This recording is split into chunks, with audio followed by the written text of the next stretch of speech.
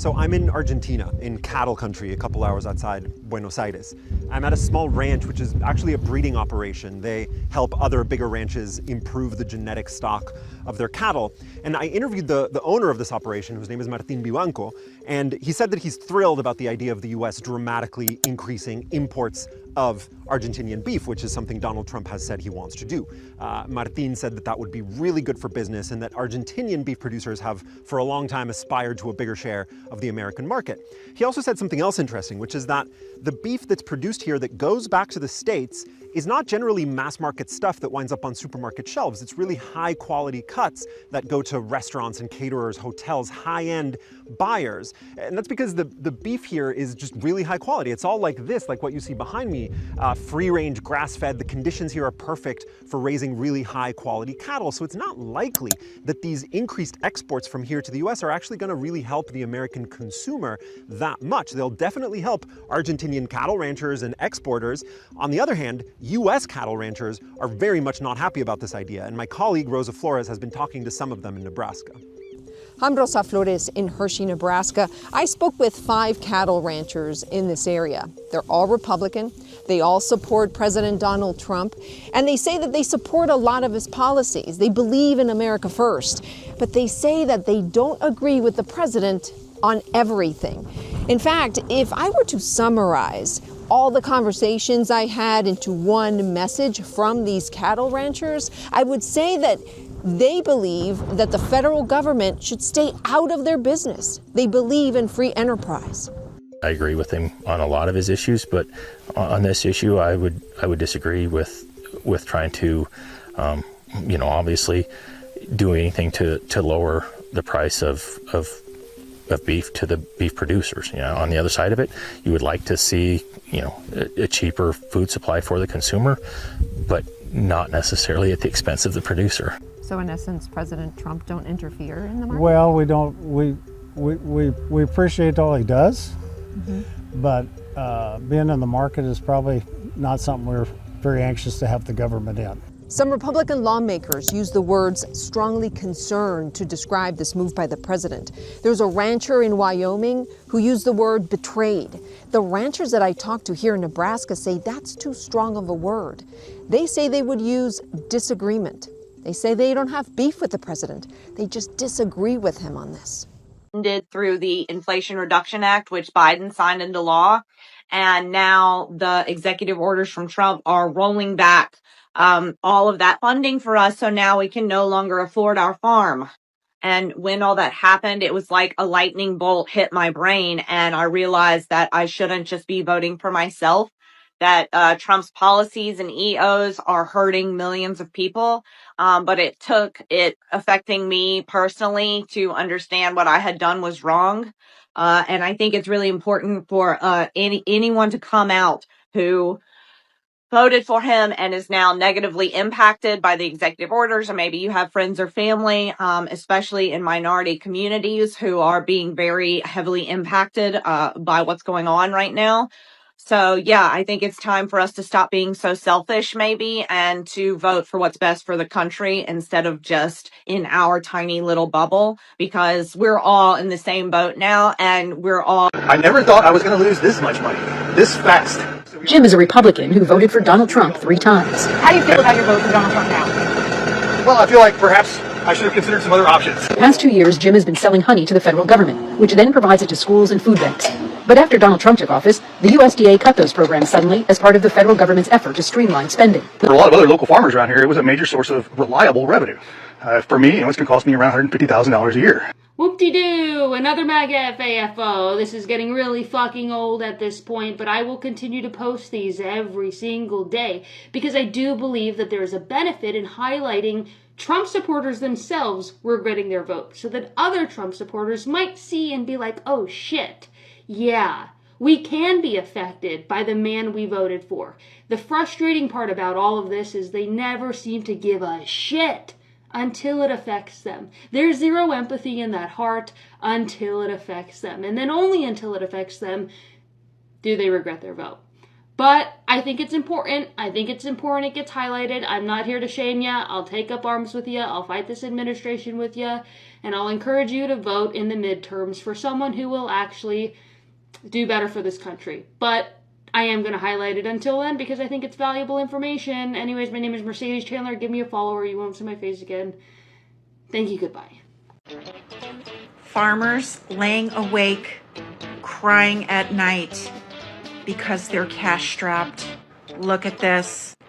Farmers and cattle ranchers are short 150,000 workers to pick crops.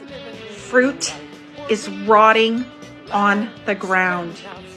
No soybean deals with China, which is 60% of what they normally sell every year. Zero deals. Farm equipment. John Deere is losing millions of dollars due to tariffs. And farmers, if they have the money, are buying used equipment. Farmers who every single time vote for this administration, and every single time, this is an exact replica, but times 10 from his first term. Farmers crying at night, and many of them, I bet you, would say they'd vote for him again. Getting exactly what you voted for. And guess what? Blackstone and JD Vance are ready to come in and swoop up your bankrupt farms. MAGA, farmers, I have zero sympathy for you. Zero. Another group that's likely regretting their almost unanimous support for Trump is farmers. So check this out. Well, it'll certainly be an economic hit to Kansas farmers in a time when they're already struggling.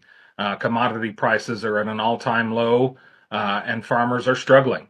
Their input costs are high, meaning their fertilizer, chemical, seed. Those input costs are at all-time highs. But the market price for the commodities that they're growing are at all-time lows. So this is just one more hit in a time where farmers don't need any more uncertainty added to an already difficult time. So that video was an interview. It was regarding funding that Trump cut for something called the Food for Peace program. So evidently, we subsidize Kansas farmers who provide food to this program. And now that appears to be on the chopping block. Remind me again of how Kansas voted how Kansas voted in the election. Yeah, pretty sure they went for Trump. U.S. farmers are regretting their vote for Donald Trump after their business suffers. Womp womp. Since China implemented their tariffs, farmers are suffering because soybean farmers, especially in the Midwest, are not being able to export as much as they're used to. I wonder why.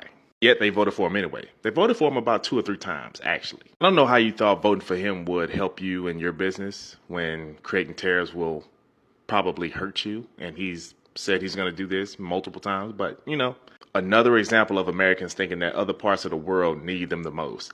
Brazil is the #1 soybean import for China. They don't need the U.S. Brazil is steadily increasing the production year after year after year, while the U.S. has remained stagnant. And y'all thought Donald Trump getting in office will help y'all? You put somebody in office who directly hinders your business. I need these people to take a survey so I can understand why they make the decisions that they do. But again, womp womp. You put somebody in office because of reasons, and now you're paying the price because of those same reasons. You just thought they wouldn't affect you. Maybe y'all saw the news out of Nebraska today. Apparently our entire state is going to go bankrupt in 2 quarters. Me and my husband owned a cattle ranch here, and I can confirm that all of the cattle ranchers here overwhelmingly voted for Trump. We support him. We voted for him. Something like 70% of our entire workforce is undocumented immigrants, and they straight up are not showing up for work anymore. They have all either fled the country, fled the state. They don't want to get raided while at work, so they have just moved on to work somewhere else. And straight up, we are going to go bankrupt now. We are going to go bankrupt. And yeah, we voted. We knew that the immigrants would get deported, and he was coming after immigrants. Yet we still voted for it. overwhelmingly voted for our own demise. I was talking to my husband last night, and I have to admit that it seems a bit foolish now when you think about it like that we voted for something that is now putting us directly out of business. I need your help to save my farm and many other farms. So the reason that they're not able to hold up the contract is our EQIP program, which is cost sharing on fences, waters, a well, and some seedings, was funded by the Inflation Reduction Act. Because of the executive orders, there's a pause or a freeze on the funding through the Inflation Reduction Act, and they're not able to pay out on the stuff that we completed or anything going forward. The sheer audacity of this man to sit here and beg us to help him save his farm when he voted for Donald Trump, and a direct consequence of voting for Donald Trump has him losing his whole fucking farm because contracts he had were funded by the Inflation Reduction Act, and now because of executive orders from Donald Trump, it's now gone. And I'm just like, wait. So I went to his account, and for one, I'm going to point out this video he posted. He said, Kamala Harris, please don't take my cows. How ironic, how iconic. But to further this, he made this follow-up video where he was basically excusing Donald Trump and excusing like his vote for Donald Trump. So I don't feel bad for you. None of the viewers who are watching this video, man, none of us feel bad for you. If you know that Donald Trump is the reason why you're losing your farm and you're still excusing his behavior, FAFO, I'll buy it. I'll buy your goddamn farm. We'll all pitch in money to buy that goddamn farm because I'm sorry, we'll take it for ourselves. You don't deserve it. I'm sorry. Like, I'm gonna be serious with you. If you cannot see that your vote is like the cause of your, I mean, you do. That's the problem, is he sees that his vote is his issue. And he still is excusing Donald Trump. So FAFO, you deserve to lose the farm. Anyways, my name is Mercedes Chandler. Give me a follow or you won't see my face again. Thank you. Goodbye. Great-great-grandfather helped open this university. I am pissed, and I'm pissed at you because I have emailed you because it's easier for me than to try to talk on the phone without profanity. I would appreciate you taking your father's U.S. Constitution book, read it, study it, make your own lines underneath it, and get Trump out of office. The man is a dictator. He knows nothing about what he talks about. I listened to him for about a half hour today, and I got sick at all the lies he brought up. Now, I'm about ready to lose my farm.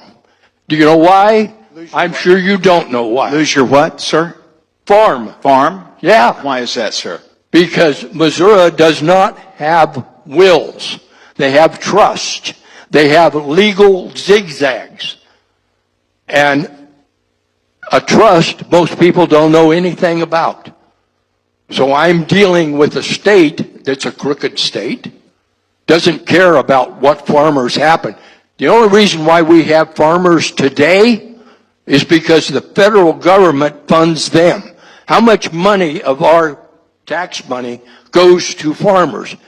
Farmers work very hard, but they're funded by the federal government, not by selling groceries. That's what Foster Farms and all of those characters, that's where they get their money. The price of steaks, $20 a pound, because of big business. You want to straighten out the budget? Start taxing corporations and the wealthy, like we've been telling you. Do you think we're idiots? Do you think we don't pay taxes? Do you think that we don't have to make budgets? You talk about half-truths when I listen to you. You know nothing about taking care of children because you've always had a really good-paying job. You know nothing about what a working-class citizen does. Come down here. Come down here and start trying to pay your medical insurance. Come down here and walk into Costco to try to feed your family, to feed your kid that's moved out, to feed your great-grandchildren. I had a very good job in California, and I'm able to feed my family, and it goes all the way to great-grandchildren. You're not helping me. Believe me, you're not helping me. You need to take your head out of Trump's ass and start doing your representation of us. A lot of people effed around and now they're finding out. And no group of people is going to find out more quickly than farmers because they're really going to get screwed. With the cutting of this USAID program, they're really going to get hit hard because what was that program or is that program that is not being operated as it's supposed to be because of Donald Trump giving complete control of the federal government to the billionaire who bought him, Elon Musk. Anyways, what was the purpose of that? The purpose was to provide humanitarian relief around the world. And a big part of that was providing food to desperate people around the world. And what we did through that program is purchase a lot of agricultural products produced by American farmers and then distribute those products. Yeah, we voted for Trump because he promised while he was campaigning like a million times that when he got into office, he was going to bring down prices, bring down grocery prices. The inflation has been high ever since COVID, and he promised he would bring that down. But it's obvious to me now that that was not true. Egg prices have skyrocketed. The bird flu is killing all the birds, and he doesn't seem to be doing anything about that. He's stopping disease communications from the disease centers in America, pulled us out of the WHO. Like, how does that help anything? And yeah, all he's been doing is taking away rights and freedoms, or trying to. He's not doing anything about the economy. So yeah, we totally regret our vote at this point. We've had a really tough time here in North Carolina. Half of my house got washed away in Hurricane Helene, and I applied for FEMA assistance and we got approved. But now Trump is canceling FEMA and emergency assistance to people. He's also canceled Medicaid for my children. I know they said they put a halt on his freezing of the funds, but the Medicaid portal is still not working, so we can't access anything for our children's health insurance.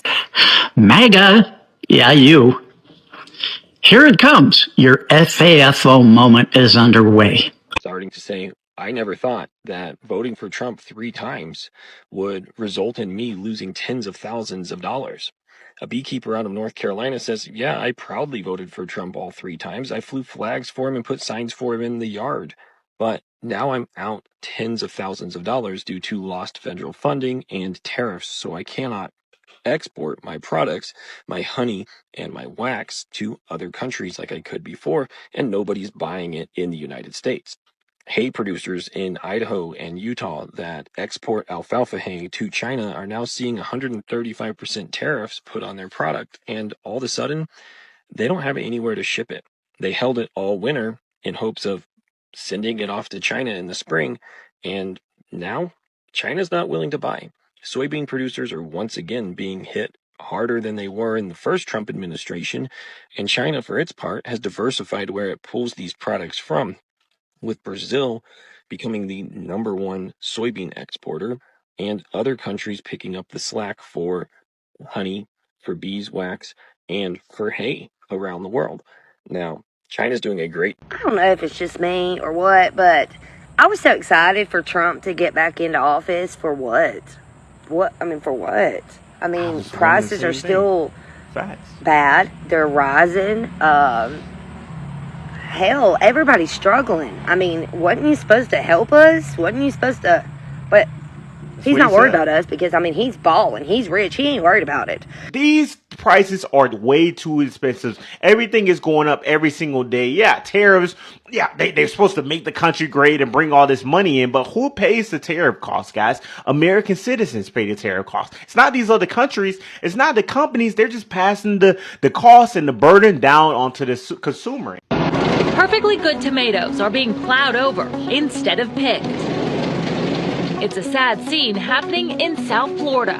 You can't even afford to pick them right now between the cost of the labor and the inputs that go in. It's more cost effective for the farmers to just plow them right now. The farming industry is absolutely falling apart, guys, and it's very crazy to see that she said it's cheaper to destroy the tomatoes than to pick them. Of course, when we talk about labor costs now that they decided to get rid of all the migrant workers, they're in Florida. Florida made some, decisions during the election. Not saying that it's completely on that, but as a whole, we know that the Trump policies are really affecting a lot of farmers. Look at this. Small businesses are in survival mode. 35 million small businesses are struggling to survive right now. If you did not know, small business is actually 98% of business in the United States. No, it's not corporation. And as you know, corporations are taking billion-dollar losses right now because of tariffs. So small business owners, they don't have that capital. They don't have that funding. Small business owners are typically normal people. They are struggling right now. Look at this. They are in survival mode. If you did not know, bankruptcies are already surging. Bankruptcies are surging for small business owners, farmers, and personal bankruptcy is already soaring. Small business is going to be devastated, and that means it will be devastating for the economy. Drop your comments and follow for more. So we're constantly hearing from Republican voters and Republican senators and Republican representatives and from the entire MAGA movement that they are tired of handouts and they are tired of supporting poor people and they're tired of people getting something for nothing, so they say. Well, all right. Well, maybe it's fucking time that all you red states put your money where your mouth is and stop accepting federal funding. Because you mock states like California, New York, Illinois, the big blue states, but yet those states are subsidizing your states. These blue states put way more money in than they receive in federal funding. Yet the red states put less money in and they take, because the states like California that are paying for your SNAP benefits, that are paying for your roads, that help pay for your emergency services and everything else that goes along with it. So maybe if you guys are so big on people pulling themselves up by their fucking bootstraps, maybe it's time the red states do the same. You send all of the federal funds back and you survive on your own. You go get a better job. Maybe you all should just work a little harder. Because this is what MAGA doesn't understand. They make all these claims and they think that they are working so hard and their states are doing so much better, when in reality, that is not the case. They want to talk about people getting handouts, but their red states are subsidized by the blue states. It is time now for you to put your money where your mouth is. Send back every damn penny that you get in federal funding and see how far you make it on your own without the blue states. Like, share, follow for more. This is Grim with Get the Rant, and I'll see you all in the next video. These rural towns, mostly in red states, are really about to be in the find out. First, let me tell you what the Trump administration did with this big, beautiful bill that they think is pretty slick. You see, most of these things with Medicaid cuts aren't going to go into effect until 3.5 years down the line. When is that? When Donald Trump is no longer president. You see, he doesn't want to be able to take credit. He doesn't want anyone to blame him for hospitals closing and people losing their Medicaid. So he delayed everything until he's out of office. And so what he gets to do with this is he gets to say that, oh, all of the things that are happening to these hospitals and with Medicaid and everything, that's all Joe Biden's fault, because my stuff doesn't kick in for 3 years. Then when it were to kick in, if it is to kick in, it's going to get worse. So for the most part, the next president, probably a Democrat, is going to have to come in and overturn all the things that he did just so people don't lose their Medicaid and a lot of these hospitals don't close up. But unfortunately, many of these hospitals are anticipating what's to come, and they're already planning that they're going to have to close up in the next 3 to 7 years. But you have J.D. Vance out there. Of course, blaming Joe Biden for everything that's going on right now during the Trump administration, and out here saying that they put in provisions and they put in fail-safes so that rural hospitals won't have to close. Meanwhile, rural hospitals are planning on closing. So let's listen to J.D. Vance with this bullshit talking about they're saving rural hospitals when we know that's not the truth. First of all, let me point out, did you notice when he was saying all the bullshit, all the stuff none of these people have ever heard of, he got no applause at all. So then he decided to go to the Trump card. He went to the card, the ace of spades, which is the racism. He's like, nobody's cheering when I'm talking about healthcare and Medicaid and rural hospitals. You know what? Illegal aliens need to get the hell out of here. We want them out of here. We're getting the Mexican people out of here. And then all of a sudden the racists are like, yeah, because they know that. They understand the racism. That's the part they love the most about Donald Trump. You see, policy means nothing to them. They don't care that their gas prices and grocery prices are still going up. They don't care about that. They care that, one, they think they're owning the libs, and two, the racism. They like the fact that J.D. Vance and Donald Trump are as racist as they are. And let me point something else out. He's talking about all the problems during the Biden administration. You know what? If you Google rural hospital closures during Biden's administration, you don't find a bunch of articles about that. But during the Trump administration, you find a bunch of articles about rural hospitals that are anticipating having to close, and it is because of the cuts to Medicaid in the big beautiful bill. That is the only reason. That's the only reason they cite when they talk about their rural hospitals closing. Don't believe me? Here's a video of a news station talking about a hospital closing in their area because of all the cuts to Medicaid. The fact that this administration is trying to claim that this isn't happening when we could easily access the information that proves it's happening right now is fucking crazy. But this is how dumb they know the MAGAs are. And if that's not enough for you, here's another article about 9 rural hospitals in Illinois that are also at risk of being closed, along with a video that talks about how the big beautiful bill is cutting millions of people off of their Medicaid. Good afternoon. I was on here a couple of days ago to tell you an FAFO story, a personal one, about my friend who sold her house, went to Utah to build the house, and the building materials were going up and down. They were skyrocketing because of the tariffs, and so she and her husband went to secure another loan, and come to find out the husband had invested everything in Trump cryptocurrency, and she is now working at Home Depot watering flowers. I wanted to send a ha-ha emoji because she had been just so nasty. But some of you said send it. Some of you were very creative. You said you should actually send flowers to her with an I'm sorry note. Many of you said take the high road, and you know she's miserable right now. I had to have her know that I knew, because she had been so horrible about everything. And I needed her to know that we understand what she's going through now. I wasn't nasty at all in my email. I said something along the lines of, I've heard you've had some trouble. I said, we tried to tell you, how could a teacher vote with MAGA, become MAGA? And, it goes against everything that, we do. And, this happened to you because of that.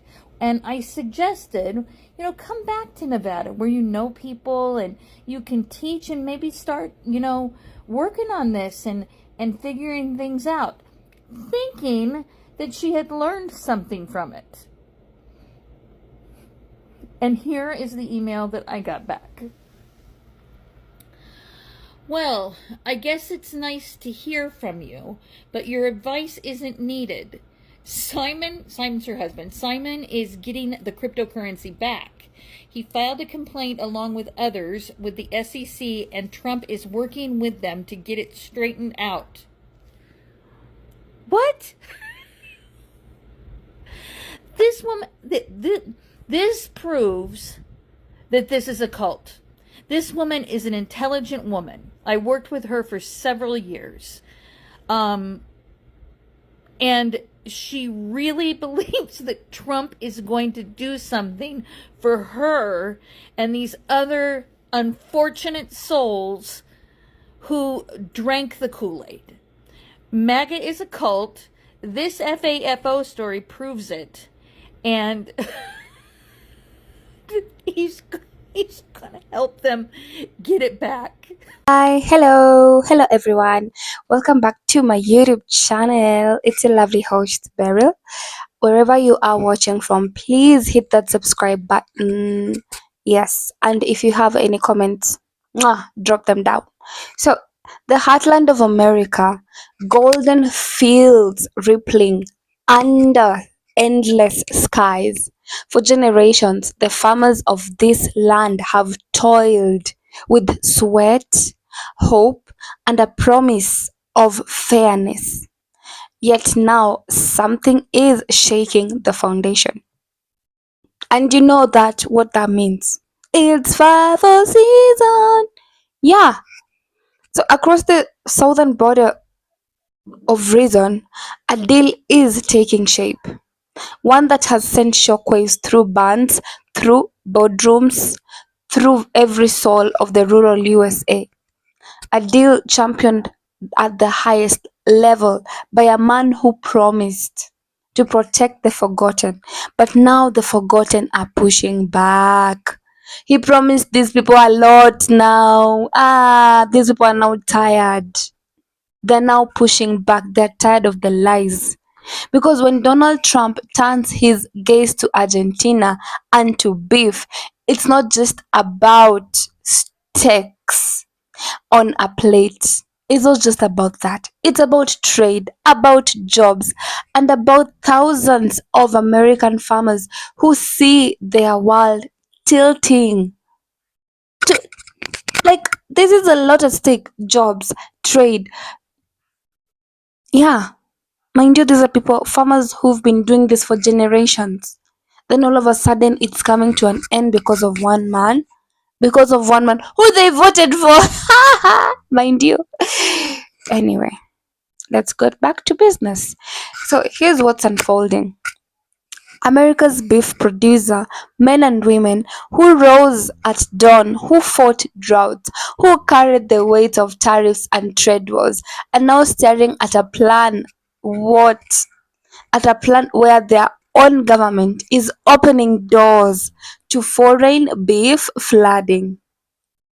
Their own government. Banange. So, government is opening up for Argentina beef. Now there's beef between USA and Argentina. So, tips to get special access, that is Argentina, preferred sidelines, a move that has stroked the ire of farming families from Iowa to Kansas. People are now like, they're questioning themselves like, is the government for us really?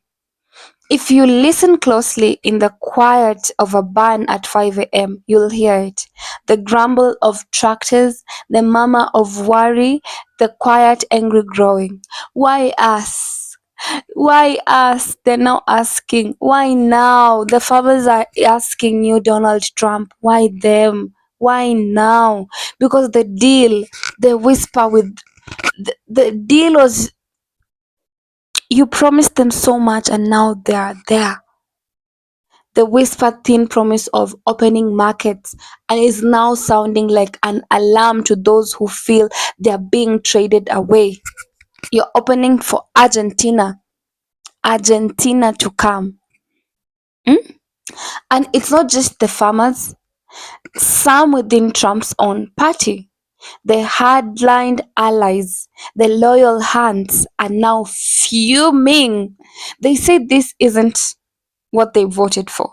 This isn't safeguarding America's industry. To them, the farmers are seeing this as a betrayal. They voted for you, they trusted you, now you're betraying them. The contrast couldn't be like harder. A MAGA rally firebrand energy just juxtaposed with quiet sheds where they don't have now cattle. The administration, farmers are going through a lot. Okay? Because here's the truth. When You give one market a special pathway, you close another for your own. When you whisper export to Argentina, you shout import to America. And for those who plant corn, raise cattle, feed America, they see the door swinging the other way. You know, some people are just farmers. Like, that is their livelihood. That is something their family has been doing for generations. But now, imagine they're now confused on where the help will come from. They don't know what to do. The consequences are very hard. The consequences are hitting them hard. Every ton of imported beef means few dollars for US ranchers. Every farm that shutters means fewer families anchored in rural towns. Every political shift sends a ripple across states where hope has always been tied on a living land. And in the shadows, they're now regretting. Fafo, MAGA why, MAGA this, DTY, Donald. Why did you do this to the farmers? Farmers are now crying. For some farmers, the campaign speeches that once made them feel like they have it, and now they're feeling like it's hollow echoes because they followed promises of trade, of strength, of country first, and now they fear that it's not gonna be possible. This isn't just about steak on a plate, it's about identity. It's about a pact between the government and the governed. It's about whether the voices of the backbone of America, the farmers, still echo in halls of power.